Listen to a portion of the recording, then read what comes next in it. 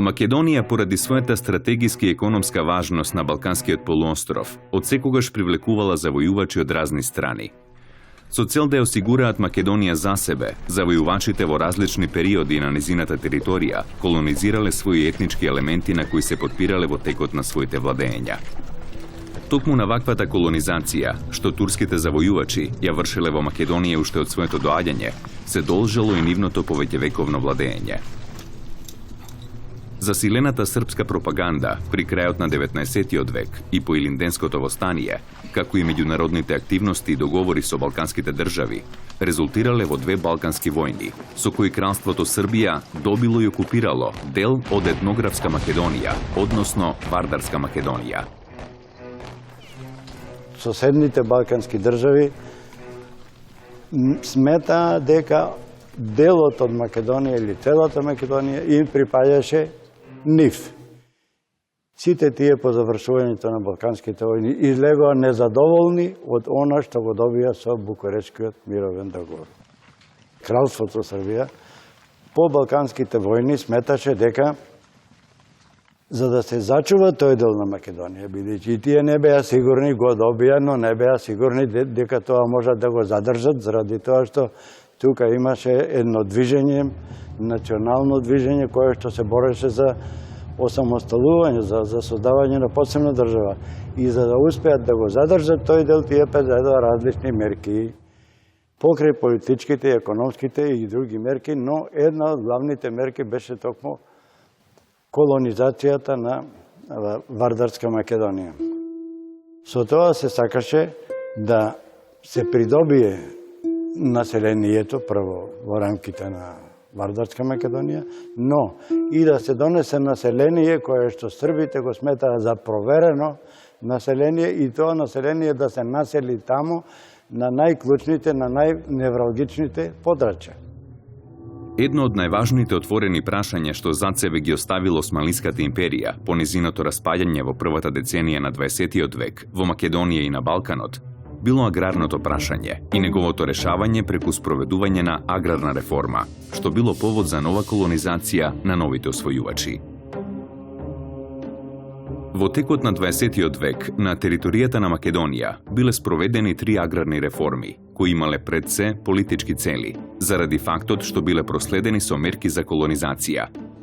Ова особено се однесува на српската колонизација од 1913 до 1915 година и од 1919 до 6 април 1941 година. Прво во рамките на Кралството Србија, а потоа во рамките на Кралството на србите, хрватите и словенците, односно Кралството Југославија, како и на бугарското оземјување од 1941 до 1944 година, за време на Втората светска војна, спроведено од царска Бугарија. Третата аграрна реформа и колонизација била спроведена по Втората светска војна во рамките на Федеративна народна република Југославија во периодот од 1945 до 1948 година и имала за цел да покаже дека новата народна власт е во интерес на народот и дека ќе ги исправи историските хипотеки, од кои една од најсложените била поранешната српска колонизација. На територијата на Вардарскиот дел на Македонија, односно денешна Република Македонија, до Балканските војни не живее српско население. Навистина, српското влијание преку просветно-црковните пропаганди и така натаму било силно во определени делови на денешна Република Македонија. Северните делови од Западна Македонија и така натаму. Бидејќи во Вардарскиот дел на Македонија околу 80% од населението беше селско, односно се занимаваше со земјоделие, тоа значеше дека требаше да се реши аграрното прашање, односно прашањето за сопственоста на земјата и македонскиот селенец тоа го очекуваше. Во врска со тоа, на 20 февруари 1914 година беше донесена уредба за населување, со која се предвидуваше во Вардарска Македонија да се населат српски колонистички елементи во пограничните области на територијата. Меѓутоа, за ова населување немаше интересенти. За да достигне таа колонизација еден поголем зенит и да населението да покаже поголем интерес, интересно е што тогашните медиуми, пред самопечатените, бидејќи немало други медиуми, спровеле една жестока кампања и една пропаганда дека Вардарскиот дел на Македонија бил дел од државата кој што бил неистражен, кој што имал големи плодни земјишта, имал одлични ресурси и според тоа бил погоден за сите кои што би се населиле во овој дел на државата, како што го нарекувале Јужна Србија или југот на државата. Според уредбата се предвидуваше, односно тоа беше нацрт план и се предвидуваше во Вардарска Македонија, вклучително и Косово, да се населат околу 12.000 колонисти со цел за присвојување на овие ново освоени области. Меѓутоа, овие работи што беа наведени во уредбата не може да бидат спроведени бидејќи започнува Првата светска војна во 1914 година и со тоа колонизацијата беше замрена.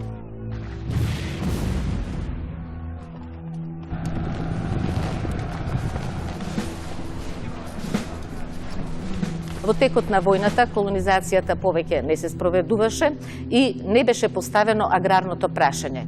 Кон крајот на 1915 година Вардарска Македонија беше окупирана од Бугарија и бугарските власти не презедоа ништо за решавање на аграрното прашање и за подобрување на положбата на македонскиот селанец. Единствено што направија беше тоа што слободната земја им ја дава на македонските селани под наем, а многу селани мораа да работат ангарија на селската земја, а приходите главно ги дава и ги упатува на фронтот за издржување на армијата. По завршувањето на Првата светска војна, Вардарска Македонија како дел од кралството Србија влегла во составот на новоформираното кралство на србите, хрватите и словенците, а од 1929 година во кралството Југославија. Српските државни власти Вардарска Македонија ја сметале за српска територија, односно дел од Јужна Србија. По воспоставувањето на српската власт, повторно биле активирани сите средства за спроведување на српската колонизација. Оваа така наречена втора фаза од српската колонизација во Вардарска Македонија го опфаќа периодот од 1919 до 6 април 1941 година. И истата се спроведувала врз основа на новодонесените законски акти, и тоа уредбата наречена претходни одредби за подготовка на аграрната реформа од 1919 година, уредбата за населување на јужните нови краишта од 1920 година и законот за колонизација на јужните краишта од 1931 година, со измени и дополнувања од 1933 година. Со овие законски акти била создадена правна рамка за аграрната реформа во Вардарска Македонија, која требала да се спроведува во функција на политиката за денационализација и асимилација на македонскиот народ. Веднаш по воспоставувањето на власта во 1980 година, кралството на србите, хрватите и словенците започнало да ги обновува старите планови направени уште по Балканските војни, по Букурешкиот мировен договор, за колонизирање на освоените области во Првата, односно Втората Балканска војна. Колонизацијата во основа започнува во 1919 година, кога првите колонисти, доброволци, поранешни четници, луѓе кои што биле заслужни за, како што тога се нарекувало, српството и така натаму, започнале да се населуваат на територијата на Македонија, односно на територијата на Косово и Метохија. Властите на кралството на србите, хрватите и словенците донеле еден закон за спроведување на аграрна реформа. Всушност, во рамките на тој закон влегува и српската колонизација. Таа се одвивала во различни периоди во Вардарскиот дел на Македонија и со различен интензитет. За да се поттикне интересот за колонизирање, државата пропишувала и стимуланси. Така, покрај земја, на колонистите им се обезбедувале бесплатен превоз, градежен материјал, ослободување од даноци, локални давачки и царина, право за користење на утрините за пасиште и друго. Средствата за овие потреби биле покривани од државниот буџет. Македонците во рамките на ова српска покрајна беа исто така именувани како јужносрбијанци, при што македонскиот народ беше непризнаен народ. Првата мерка што ја превзедоа новите власти беше целосно да го асимилираат македонскиот народ, односно да го србизираат. У стара Југославија се беше јазикот беше на српски. Дома си зборевме македонски, али српски. Преземијаните ни беа сите на ич. Јас бев тогаш Гогович. Србите многу смета да ја Македонија да убие тоа македонското. Ова политика на србизација се спроведуваше од една страна со насилство на српскиот режим, а од друга страна преку целокупниот културно-просветен и црковен апарат.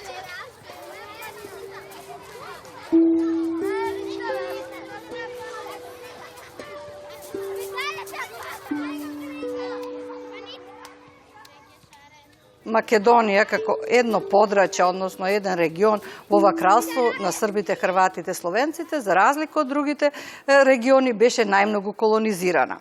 Таа бројка на колонисти во сите периоди на српската колонизација не изнесува повеќе од 100 до 150 илјади луѓе максимум. За да не предизвика револт кај македонското население, најпрвин се одело кон тоа во Македонија да се населуваат посиромашни семејства од различните делови на кралството на СХС, пред се од Војводина, Лика и други некои пасивни краишта, каде што населението имало дефицит од плодно земјиште за обработување. Најплодното земјиште било по долината на реката Вардар. И тука српската власт се обидела да колонизира голем број на семејства. Исто така, правците на српската колонизација биле особено насочени во северниот дел на Вардарска Македонија, во селата на Скопска Црна Гора, Кумановско и нешто околу Тетовскиот крај.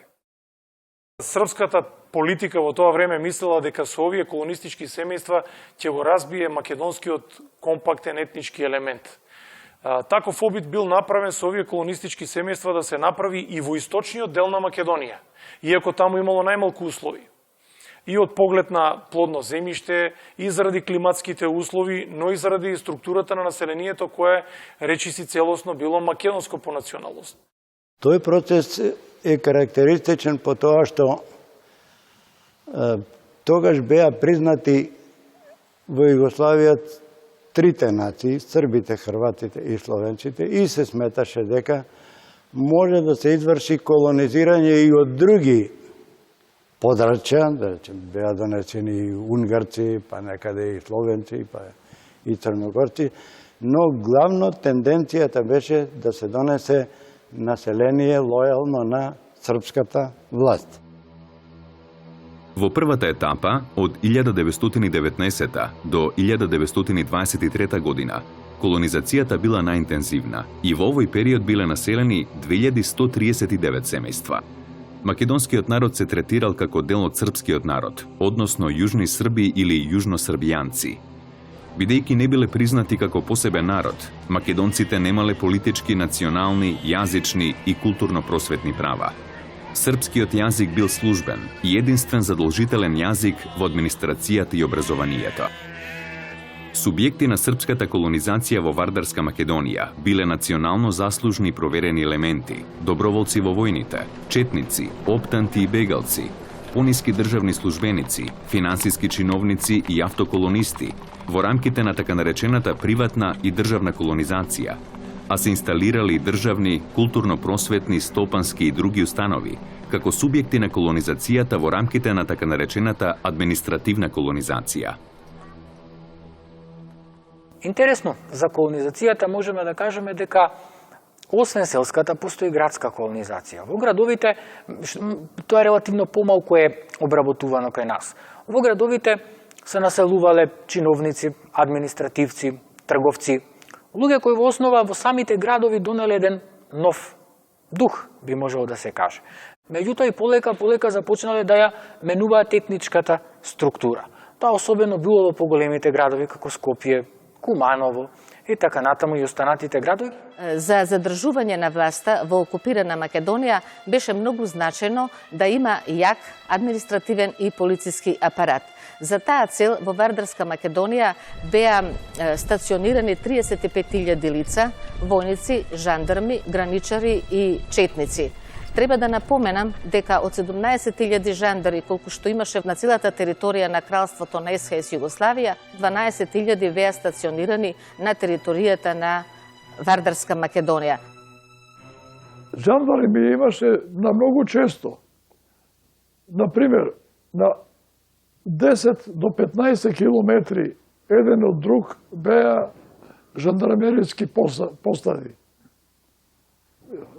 Се правеа нови куќи, зграда нова, во која тие живееа, од тука одеа во обилазак на своите места, да видат како е. Тука се хранее, тука спиева, тука плата зимаа. Во административниот апарат, во просветата и воопшто во секоја онаа установа каде што се примаше државна плата, главно беа вработувани елементи, личности од српско национално потекло, а за пониските чиновнички места обично се мислеше дека македонецот не е доволно образован и дека не е способен да врши административна функција, почнувајќи од најосновната полициската па нагоре. За да работат во Вардарска Македонија, државата им даваше многу поволности. Например, платата им беше поголема од 25 до 50%, а од друга страна годините на служба поминати во Македонија се рачуна двојно. Па затоа многу колонисти доаѓаа како административни чиновници во Вардарска Македонија, а тие користејќи ја положбата на власта и незината заштита и воопшто политичката состојба во Вардарска Македонија, со ретки исклучоци правеа многу злоупотреби и беа главни носители во денационализацијата и асимилацијата на македонскиот народ. По долги преговори во Вардарска Македонија беше формиран и Скопскиот филозофски факултет. Тој беше всушност клон на Белградскиот универзитет и на него главно се предава национални предмети. И како што беше истакнато, целта на овој филозофски факултет беше да ја шири српската национална мисија на југ. Владата во Белград после овој прв бран на колонизација решила во Македонија да населува луѓе и да им доделува земјиште на тие луѓе чиновници кои што ги прогласила дека се заслужни за српството. Интересно е што всушност овие луѓе, оваа категорија на луѓе, така наречени луѓе борци за српската кауза, требало всушност да ја извршат примарната задача на српската колонизација. Не оние сиромашните кои што доаѓале за парче обработлива земја. За да успее таа српска колонизација, во Македонија српската власт со закон, со разни подзаконски акти, им дала голем број привилегии на овие српски колонисти. Не само што ја добивале најплодната земја во Македонија, таму каде што е имало, туку исто така добивале многу поволни кредити за изградба на куќи. Добивале поволни привилегии за изградба на системи за наводнување на земјиштето, што значи дека имале навистина големи привилегии во споредба со домашното македонско население. Во втората етапа, од 1924 до 1928 година, започнала стагнација во процесот на колонизација. Во првите месеци од 1924 година, на територијата на Вардарска Македонија биле населени 456 семејства. Во наредните години колонизацијата била запрена. Покрај денационализацијата и асимилацијата, колонизацијата во Вардарска Македонија имала и стратегиски цели. Од распоредот на создадените колонии на теренот може да се согледа стратегиската цел на колонизацијата. Например, во Струмичката околија биле создадени 28 колонии со околу 200 колонистички семејства. Со слични намери биле создадени поголеми колонистички населби во Гевгелиската, Штипската, Кумановската, Овчеполската, Прилепската, Кочанската, Мариовската и Царевоселската, Делчевска околија. За таа цел, таа предвидуваше населување на колонистички елементи во пограничните области, а исто така предвидуваше населување на важните комуникацијски места, на патиштата и проектираните железнички линии, како и на оние места каде што претходно се вршеа разбойнички банди. За стратегиската цел на колонизацијата многу беше дискутирано и во Народното собрание, па така во една од дискусиите беше истакнато дека српската држава, односно државата, треба да населува колонистички семејства во пограничните области на Македонија за да го заштити и засели националниот, односно српскиот интерес. Источно од Повардарието, значи, стратешките објекти за колонизација имале за цел да се штитат и од навлегувањето на четите на ВМРО од територијата на Бугарија во вардарскиот дел на Македонија. Исто така и во Западна Македонија со таква стратешка цел за заштита од навлегувањето на качачките банди или пак на некои чети од ВМРО кои што навлегувале и од територијата на Албанија, и Повардарието, нели, како една економско-стратешка линија. Колонии биле создадени и таму каде што немало ниту плодна, ниту слободна земја за населување. Така, во Малешевската околија биле создадени 6 колонии со 131 колонистичко семејство, а во Пехчево, меѓу другите колонисти, во 1922 година биле населени Срби галиполци, вкупно на број 74 семејства со 320 членови. Со посебно внимание се населувале колонистички семејства во околината на Скопје, како административен и транзитен центар. Режимската ориентација била во него да се создаде идеална национална хомогеност. Во Скопската околија биле создадени 29 колонии со 659 семејства. Всушност, било замислено српското население во него да се зголемува до бројка, што би овозможила доволно силна духовна и стопанска надмоќност и влијание. Политичките услови во Вардарска Македонија моделе во прилог на несовесното чиновништво во вршењето на злоупотреби, а највисоките државни органи ја користеле оваа состојба да ја забрзаат акцијата за денационализација и асимилација на македонскиот народ. При населувањето, аграрните власти воопшто не воделе сметка за начинот на кој ги распоредувале доселениците во Вардарска Македонија во однос на условите, односно не се раководеле по принципот да ги населат во подрачја кои имале слични услови со оние во краиштата од кои доаѓале. Така, тие во Овчеполе колонизирале оптанти од Унгарија, словенци во Демиркапија, црногорци во Кочанско, Радовичко и Гевгелиско, оптанти од Истра во Неготинско и слично. Спроведувајќи ја колонизацијата, аграрните власти многу малку воделе сметка за економската состојба на територијата на Вардарска Македонија, односно за развиеноста и неразвиеноста на подрачјата во кои што колонизирале, нели, српско население во Македонија. Односно, климатските услови на оваа поднебје да можат да бидат полесно поднесувани од страна на колонистичките семејства. Иако Малешевијата е пасивен крај, тука се колонизирани двојно или тројно повеќе колонистички семејства од тоа што било предвидено. Аграрните услови и климатските услови биле за нив неповолни, страдале меѓу другото и од болести, многу често од маларија, дури умирале, нели, некои од нивните деца. Згора на тоа земјиштето на вистина не било плодно. Немањето на вода уште повеќе го усложнувало тој процес на колонизација, но интересно е што тука покрај Срби по националност властите во Белград се обиделе да колонизираат и унгарско население од Војводина.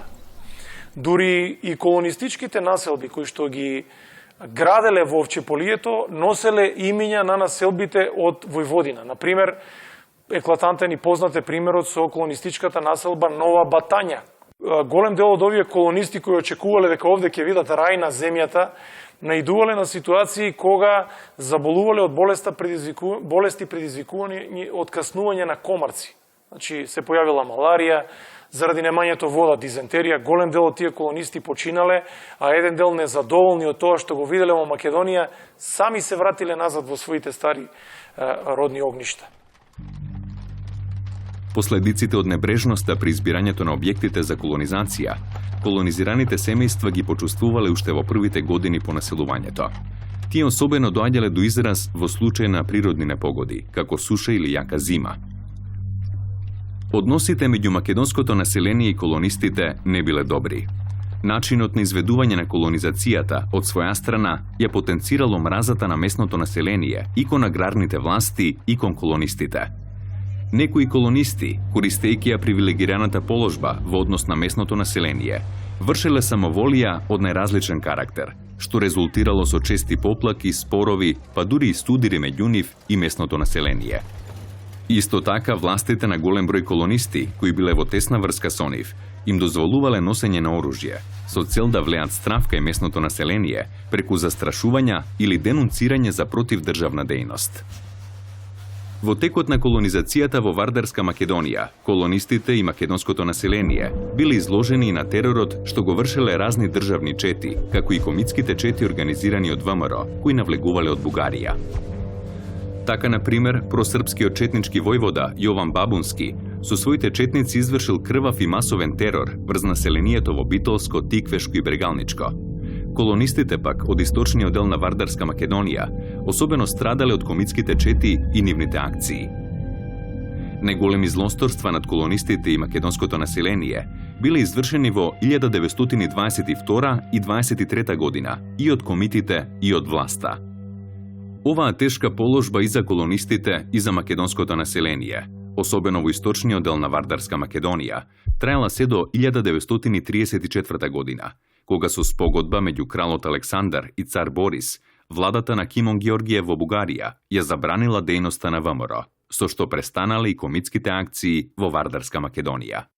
Факт е дека кога од некој друг регион се носи некое население кое што не е од тој регион, се создава еден отпор на страно тело. Требало да помине доста време да се инкорпорираат и да се прилагодат и дојденото население, но и домашното население да се прилагоди кон новодојденците. Тие најчесто не можеле да ги доловат состојбите на теренот, не можеле точно да предвидат што ќе се случи при реализацијата на фазите на колонизацијата. Некојаш било доведено да дојде некое население од север кое што не ги поднесува климатските услови. Или пак треба да се колонизира некој регион во Македонија сушен, кој што не може да обезбеди екзистенција ниту за тоа население кое што веќе постои, а уште му се носи друго население.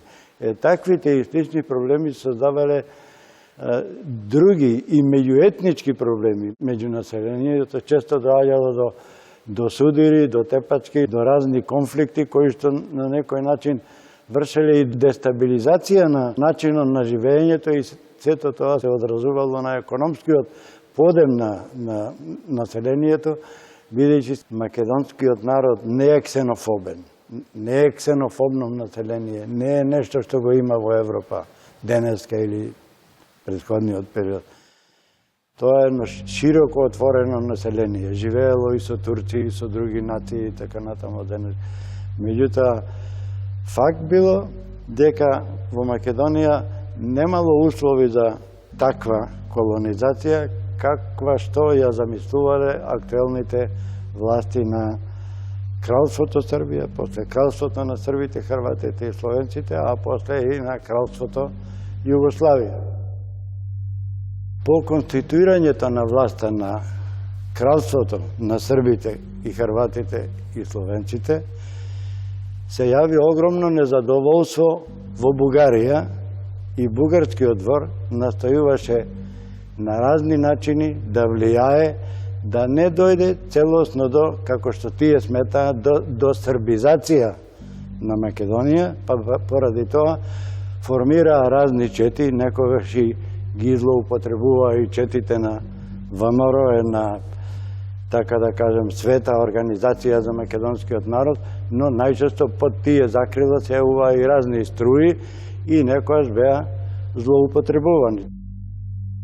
Една од познатите акции на четите на ВМРО против српското колонизирано население во Вардарска Македонија се случила на 16 јануари 1923 година во селото Кадрифаково, каде од страна на четата на Јован Брло били убиени 23 колонисти со нивните семејства. ВМРО-вскиот војвода Јован Брло со својата чета влегол во селото и исклал 23 колонизирани срби, па и некои членови од нивните семејства. Така во селото од 52 колонистички семејства останале само 19. Српските власти доста се вознемириле од овој непријатен настан и чекале прв момент за да се осветат на ова случување. Така, на 2 март 1923 година, во селото Гарван, Радовичко, се појавила една комитска чета и во судирот со војската комитите убиле 2 војника. Штипскиот жупан Добрица Матковиќ, кој раководел со акцијата против оваа комитска чета, како одмазда за смртта на колонистите во Кадрифаково, заповедал да се фатат сите машки членови од селото Гарван и по негова заповед, без суд и пресуди, биле застрелани 28 селани, меѓу кои имало и 3 деца на 12, 13 и 17 годишна возраст. Овој крвав настан, значи местното население го вознемирило многу силно и има одраз не само на територијата во Вардарскиот дел на Македонија. На ова реакција на режимските војски, на режимските власти, на режимската полиција, ова реакција на ставот на целокупниот режим кон местното население предизвикала силни одзиви и меѓу македонската емиграција, најголем дел од неа сконцентрирана во Бугарија. Македонските организации во Бугарија, значи здружено, направиле еден масовен протест во центарот на Софија во поддршка на македонското население во Вардарскиот дел на Македонија и на некој начин, значи, оваа непријатност, оваа нехуманост од страна на режимските власти на кралството СКС да биде предочена и пред пошироката јавност. Не раководејќи се од економските услови во некои краишта, аграрните власти населувале семејства и во пасивните места, каде што местното население било многу сиромашно и очекувало земја од аграрната реформа. Така, например, во Малешевската околија, по инструкции на Министерството за внатрешни работи, биле населени 2 пати повеќе колонисти од предвиденото. Исто така, и во Охрид биле населени 12 колонистички семејства, макар што тој крај бил познат по својата пасивност, а од тука и по масовната појава на печалбарството. Слични примери имало и на други места. Македонскиот народ во целост бил против таа и таква колонизација. Обидувајќи се да најдат излез од оваа ситуација, некои представници од власта барале да се измени односот кон местното население при спроведувањето на аграрната реформа и колонизацијата. Тие сметале дека при доделувањето на земјата треба да се фаворизира местното население, а потоа ако остане земја, таа да им се доделува и на доселениците, со што би се намалила омразата и нетрпеливоста кон нив. Но српската власт на овие предлози го дала следниот одговор. Од национална гледна точка не е опортуно сите македонци потполно да се задоволуваат со земја. Во тој случај не би останало за колонистите, а заради асимилирање треба да се мешаат со национално свесните елементи од другите краишта.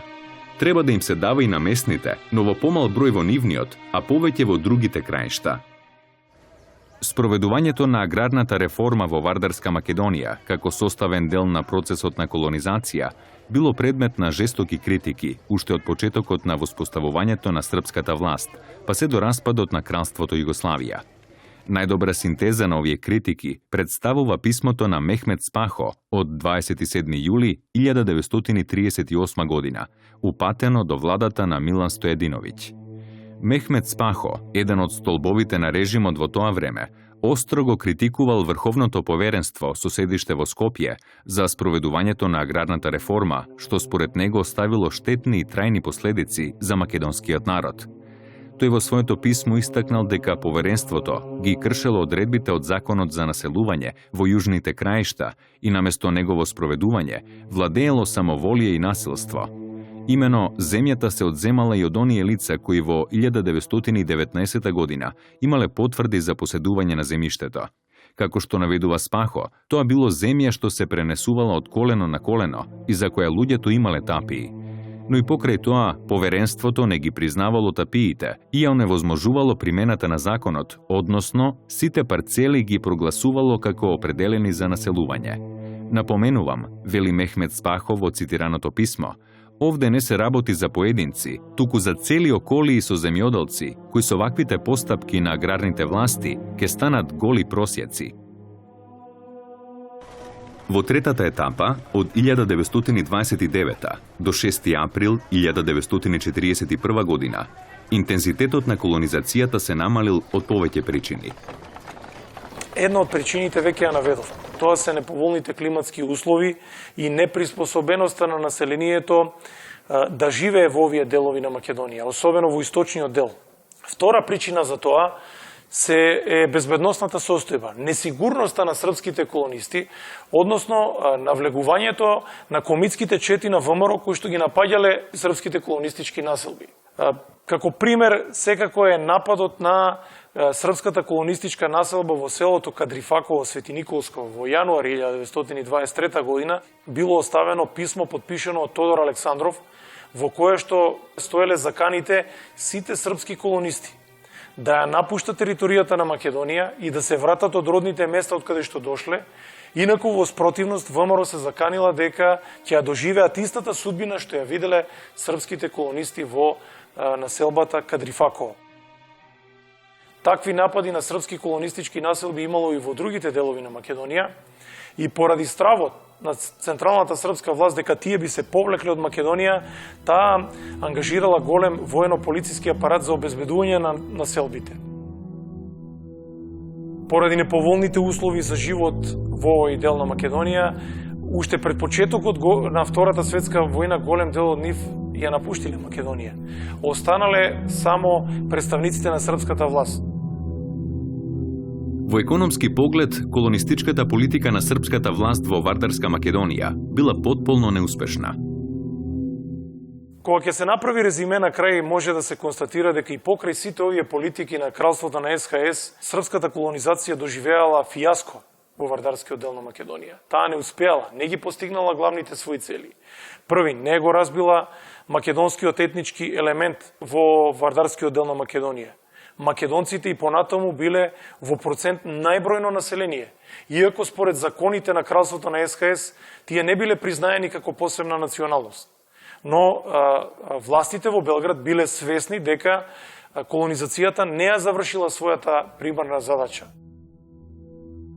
Голем дел од колонистите останале во Македонија, имале добар соживот со македонското население, кое што на почетокот на вистина давало жесток отпор за одземањето на плодното земјиште. Но тој отпор повторно е насочен кон овие представници на српската власт, жандарми, солунците, српските четници кои што биле населувани, а не на обичниот српски народ, унгарски народ или имало и црногорци, например, по националност, не на тој сиромашен слој на населението кој што полека со тек на времето може би и нашол заеднички јазик со македонците во Вардарскиот дел на Македонија. Тие колонисти беа многу добро живеа со македонци таму. И македонците према нив се однесува. Иако беа колонисти. Добро, они беа привилегирани, ама и беа и многу објективни. Во една таква ситуација, Вардарскиот дел на Македонија го дочекал почетокот на Втората светска војна, кога колонизацијата била прекината поради војната и веќе имаме сосема поинакви настани кои што се поврзани со овој процес. Некои останаа, не се отидоа сите. Тие што останаа, Трстенек, Манастерец, Сирково, дури и Росом некои. Многу од нив излегува партизани од Тиквашко. На првата конференција на Покраинскиот комитет на КПЈ за Македонија, одржана на 8 септември 1940 година, едно од клучните прашања било прашањето за колонистите, при што се зазел ставот дека тие треба да се иселат од Македонија, каде владеел глад за земја и да се населат онаму каде има доволно земја за обработување. Додека Шаторов го искажуваше својот поглед на аграрна реформа во Македонија, тој представник на Централниот комитет од Југославија беше замислен И во еден момент, кога заврши со своето искажување Шаторов, тој така замислено праша на српски јазик: зар сви? Методија му рече: да, сви. А овој човек, Жујовиќ, не стана против. Остана ќутеći секогаш со изложението од наша страна. Набрзо на петата земска конференција на КПЈ, одржана во Загреб од 18 до 23 ноември 1940 година, Методија Шаторов Шарло, политички секретар на Покраинскиот комитет на КПМ, во својата дискусија ја критикувал колонизацијата во Вардарска Македонија и, меѓу другото, објаснувајќи го ставот на Покраинскиот комитет кон колонистите, го истакнал следново: не можеме да отидеме кај македонскиот селенец и да му кажеме дека колонистите му се браќа. Бидејќи генералите, жандармите и шпионите не се браќа, доколку би оделе во сојуз со колонистите, тие би одговориле со лопати. На колонистите им е дадена најдобрата земја. Таа им е одземена од селаните. Во Македонија има малку земја, затоа бараме колонистите да се иселат во Србија. Земјата да им се даде на македонските селани, само доколку има повеќе, тогаш да им се даде на другите нации.